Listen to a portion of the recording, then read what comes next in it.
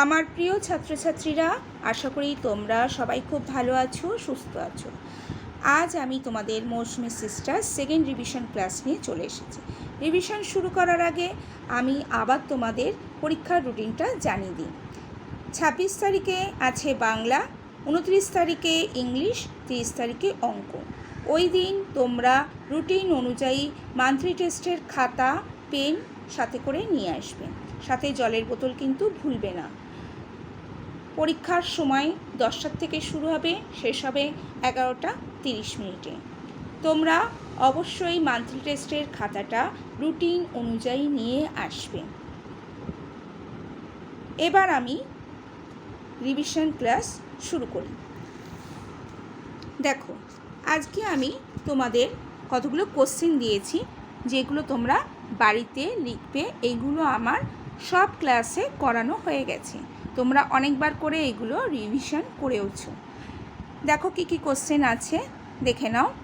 Which animal pulls cart?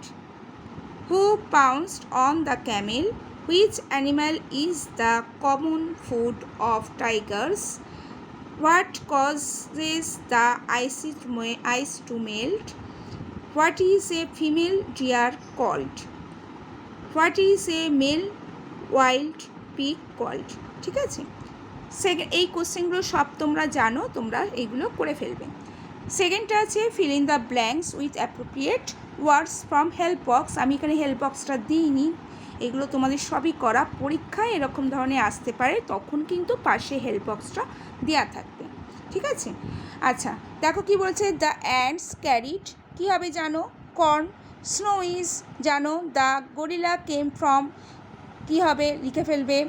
Global warming is created by, তোমরা জানো সেটা। The baby duck is called a, কী হবে? এটা জানো। তাহলে তোমরা কি করবে? এটা ভালো করে আগে খাতায় সুন্দর করে লিখে নেবে, লিখে নিয়ে তারপর করবে, ঠিক আছে। ম্যাচ, আমি অ্যানিম্যালস আর বার্ডসের উপর একটা সাউন্ডের উপর ম্যাচ দিয়েছি, তোমরা এটা প্রথমে লিখে নেবে, লিখে নিয়ে খাতায় প্র্যাকটিস করবে। তারপরেরটা দেখো কি বলেছে। Underline the correct answer. কি বলেছে? The lion came from Indian Africa, জানো তোমরা। The polar bear can live in moist ice cold, এটাও জানো। The baby deer is called না ফন। তারপরে the dog eats meat or grass, যেটা answer হবে তোমরা সেটার নিচে আন্ডারলাইন করবে। নেক্সট কি আছে দেখি। দেখো, নেক্সট আছে সেম সাউন্ডিং ওয়ার্ড। এইগুলো তোমাদের পড়ানো হয়েছে ক্লাসে, তোমরা জানো, আশা করি আমাকে বলতে হবে না। তোমরা আগে কি করবে? পজ করে এটাকে লিখে নাও, লিখে নিয়ে তারপর খাতায় করবে। তারপর একটা কী আছে দেখো, চেঞ্জ দ্য নাম্বার। কারণ এটা আমি বলে দিচ্ছি। কান্ট্রি, দেখো COUNTRY, কান্ট্রি, এটা কিন্তু ওয়াইটা উঠে গিয়ে IES যোগ হবে, কান্ট্রিজ, বুঝতে পেরেছো? আচ্ছা, এবার দেখো কি বলেছে।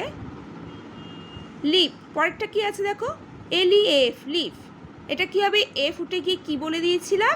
VES অ্যাড হয়, তাহলে LEAVES, লিভ, লিভ, তাহলে কী হবে? LEAVES, লিভস, ঠিক আছে। Man, men, child, children, blanket, blankets, animal, animals, sheet, sheets, hills, hills, এগুলো জানো। ডানকিজের কিন্তু ক্ষেত্রে ওয়াইটা উঠে গিয়ে IES করো না, DONKEY, এর সাথে কিন্তু S অ্যাড হবে। আচ্ছা, বেবি, এখানে কিন্তু দেখো ওয়াইটা উঠে গিয়ে IES হবে। এবার তো মনে হচ্ছে কখন ওয়াই তুলে IES করব, কখন S যোগ করব, একটু পাজল লাগছে, তাই তো। একটা আমি বলে দিচ্ছি, দেখো, যখন ওয়াইয়ের আগে কনসোনেন্ট থাকবে সেই ক্ষেত্রে তুমি IES অ্যাড করবে। দেখো প্রথমেরটা দেখো, কান্ট্রিজ, দেখো ওয়াইয়ের আগে আর আছে মানে কনসোনেন্ট, দেখো IES অ্যাড হচ্ছে, ঠিক আছে। আবার ডানকিজের দেখো ওয়াইয়ের আগে আছে, ওটা কিন্তু ভাওয়েল আছে, সেই ক্ষেত্রে কিন্তু আমি ওয়াইটা তুলে কিন্তু IES করছি না, ওখানে S অ্যাড করছি, ঠিক আছে। এইটুকুনি একটা ছোট্ট টিপস খেয়াল রেখো। বেবিতে দেখো BABY, সেখানে দেখো ওয়াইয়ের আগে কনসোনেন্ট আছে, সেই জন্য ওয়াইটা উঠে গিয়ে আমি কিন্তু কি করে দিচ্ছি? IES। Babies, grasses, houses. তাহলে এগুলো হয়ে গেল। জানো, মেক সেন্টেন্সগুলো তোমরা একটু কি করবে, খাতায় লিখে নিও। আমি মেক সেন্টেন্স কতগুলো দিয়েছি, করিয়ে দিয়েছি, তোমরা সেইগুলো খাতায় একটু লিখে নিও, ঠিক আছে? আচ্ছা, তাহলে আজকের রিভিশন ক্লাস এইটুকুই। তোমরা ভালো থেকো, রৌদ্রে বেরিও না, সুস্থ থেকো। আর পরীক্ষার সময় কিন্তু পরীক্ষার রুটিন অনুযায়ী অবশ্যই খাতাগুলো নিয়ে এসো, কেমন?